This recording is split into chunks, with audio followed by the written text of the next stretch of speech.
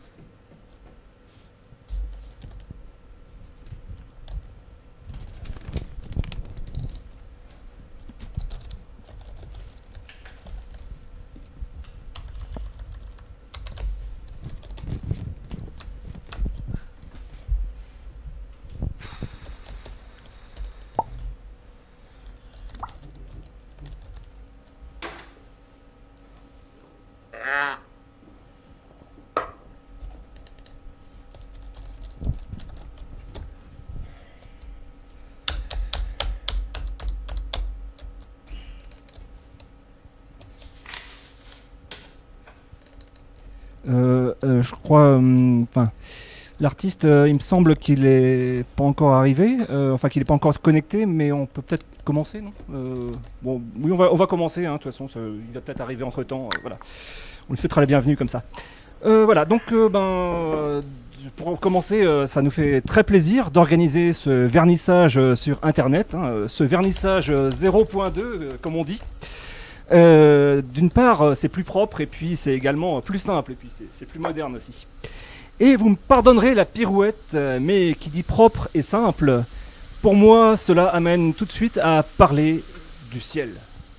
Le ciel, lieu des formes simples et évanescantes. Lieu de l'écologie de demain et dont la propreté sera l'enjeu des années à venir et du futur. Qui sait si on n'inventera pas une sorte d'aspirateur géant qui pourra filtrer tout cela et rendre au néant ce qui revient au néant. Qui sait... Excusez-moi, je me trompe. En tout cas, le thème du ciel nous interpelle, bien sûr, dans notre démarche néontologique. Donc, c'est avec grand plaisir que nous recevons ce soir Monsieur Bertrand Van Flamme-Cuche, dans les locaux virtuels de Vacuus. Il n'est pas encore arrivé? Il n'est pas encore arrivé, mais bon, on va tout de suite parler un petit peu des détails pratiques, en fait. Donc les photos seront visibles sur le blog de Vacuus d'ici quelques minutes. Et donc, vous verrez, vous aurez un album photo on me dit que Monsieur R. Van Vlaamkuche, il serait en train d'arriver. Donc, bienvenue. Bienvenue. Alors, je suis en retard, Monsieur le Président, parce que j'étais invité au ministère à déjeuner et on a un peu traîné sur les digestifs. Bon, vous savez ce que c'est.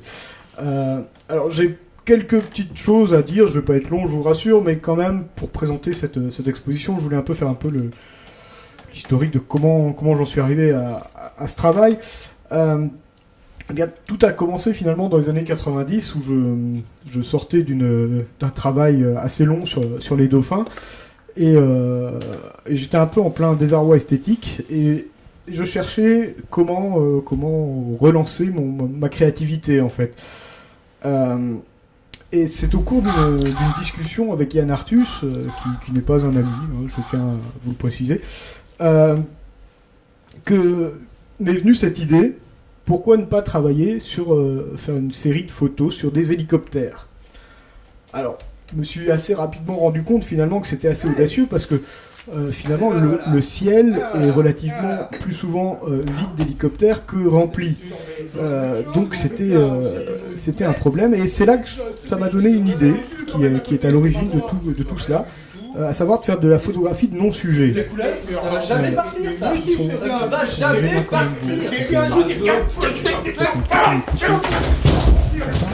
Alors, bon, il faut bien comprendre avant tout que mon art est vraiment post-mitterrandien. Je veux dire par là, un artiste aujourd'hui ne peut pas ignorer qu'il y a eu la construction de la pyramide du Louvre. Et que, en cela, il faut voir que l'art n'est plus tant l'art que ce qui se trouve à côté.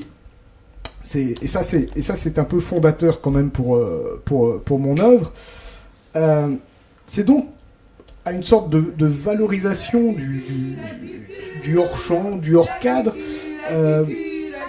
du cadrage alternatif, si vous voulez, que je vous invite aujourd'hui à travers ce vernissage. Et puis, bon... Alors, on parle du ciel quand même, hein. Alors entre nous, c'est vrai que c'est assez pratique quand même pour les mais subventions. c'est qui ces cons-là? Mais alors, ça va pas du tout. Qu'est-ce qui se passe? Moi, je suis pas venu ici pour... Ah non, mais c'est pas possible.